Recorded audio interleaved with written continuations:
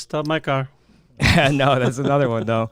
But it was if you feel you've had a bit too many, grab a booth and sober up at Danny's. Oh, don't drink and drive. Don't drink and drive. Yeah. Don't So I was- drink and drive. Yeah. Wow. So I was driving home. I was following some girls home from a bar at 2 a.m. With their permission. That's important. And Qualify the story. just to make sure. And then, but I did a California stop at a stop sign, which is 2 a.m. The cops are sitting there waiting for you. Sure. And so I blew a .04, which is half the limit. Oh. And the cop was like, well, I'm not going to let you drive home, but I'm not going to arrest you. So, you can have your friends come back and pick you up. And I was like, can you take me to a Denny's? And he was like, all right, fine. And then I emailed Sean Alexander, and he was like, he could have given you reckless driving. He could have given you. I thought the cop was being a dick, and Sean was like, no, he was being very nice. No, he was very kind, and I Even sent though I him was some under the free limit. albums and a couple of concert tickets, if I recall. Yeah, you had to bail me out. That's absolutely. You got his name? How'd you do that? Nah, I'm kidding. I didn't know about this. Yeah. This was after my time, right? Yeah. This is when you were older. Yeah, I was 21 or Yeah. 22 or something like that. Yeah, you weren't still living at home, were you?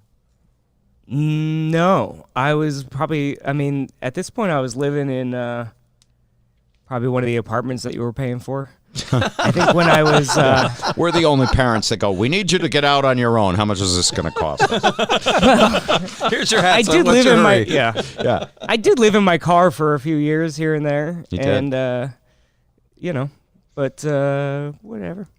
You were but I was never- thinking back to I sent you that article about drinking. I don't know if you read any of my messages. I send you do anymore. sometimes, but you spam like your mother sometimes, so I don't read every one. Oh, boy. Which one was it? Well, it was about the Wall Street Journal said that anything more than one drink a day. Oh, I is did see terrible. that. Yes. Yeah. It said all men should limit themselves to one drink, and I thought, there goes professional sports. Oh, no kidding. Right. Yeah. And it not said gonna women happen. should keep drinking whatever it takes to have sex with us. That was the other part of the article. If you don't look like your picture, you're going to buy me drinks until you do. That's funny. Oh, man. So, But yeah, I was thinking back to another story about you. When you, I don't know how to. This was important. You taught me about drinking. You sat me down and like gave me a long chat after this incident. But I was in your radio station in your office. I had a gig at Hooters every Wednesday for the first I remember this. couple. Yes. Yeah. And so he was buying advertising. It was a terrible show, by the way. It was a Hooters casino, and it wasn't even like a back room. It was just like they had like an Applebee's booth. And so every 15 minutes they'd announce the Pie Gow specials over the comics ceiling. that were Yeah. trying to do a show, and you booked the show as I so recall. I would Yeah. book the show, but he was buying ads on your station, and I would come in every nepotism at 9. I would come in and promote the show.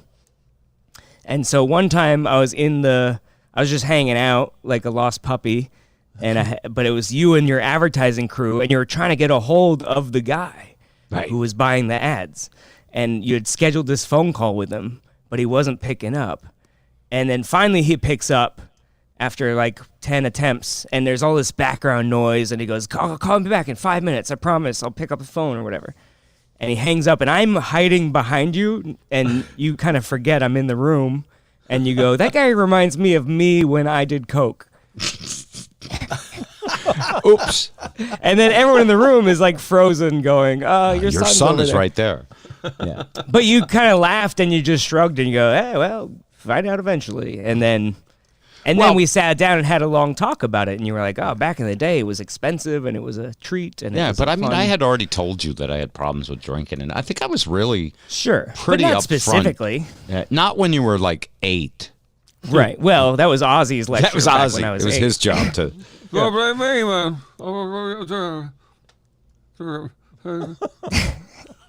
But you gave us vague. You did a great job. The other story is when I was 16, I got caught buying beer.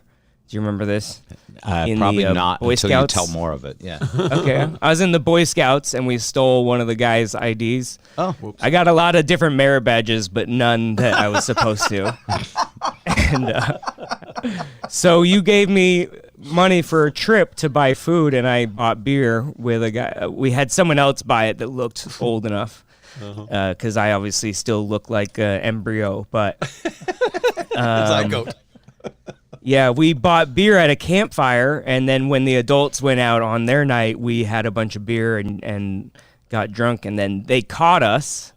And then their thing was, they go, "We're not going to call your parents. You have to tell them yourself." Right. And that was way worse. And so I was fearing this huge, I thought you're going to, yell at me and whatever. And then I told you, and you go, "Yeah, be careful. It's dangerous, and you're going to experiment, but, don't be an idiot." And I was like, "Well, that's no fun." And then that, Yeah. I was, So that truthfully, really what ruined I my- was thinking is he actually told his parents. He didn't just lie and say he did. What a loser. Yeah. Or hey, he tells on himself. We don't have to worry about anything. No, I actually was very impressed that you did that, and to me, that's the best kind of policing and parenting. Hell yeah. Is to teach people to take responsibility for themselves. Because when you surprise them, like if you just beat them up, or like when you kneel on their neck. Yeah. I don't mean that as a joke, Yeah. but No, I know. But what I'm saying is, there's ways that you can cause someone to actually think about what they did, and I think that's brilliant. Yeah. So I couldn't have given you grief. Plus, I'd be a huge hypocrite. Yeah. Yeah. Well, that's part of I've the never do done what that. I Yeah, sure. I've done that. Yeah, but that's such a dated model. Do what I say, not as I do. Come on, how hypocritical was that? Well, the catchy lines, it doesn't really work very long. I think once you stop taking the lesson out of a nursery rhyme, then you're Doesn't bode well. I don't know. All right. Well, But anyway, Andrew, just wanted to say great job and thanks for exposing you. me to bats early. save a few of these stories for when I'm really old, okay? He'll hear them all again fresh. Yeah. Well, I'm getting older too, so I got to tell them while I still remember. Right, them. you still remember. That's good. Look at me. I am old, but I'm happy. I'm happy. From the moment I could talk. All right. Andrew Rivers, ladies and gentlemen, great to have you on the show.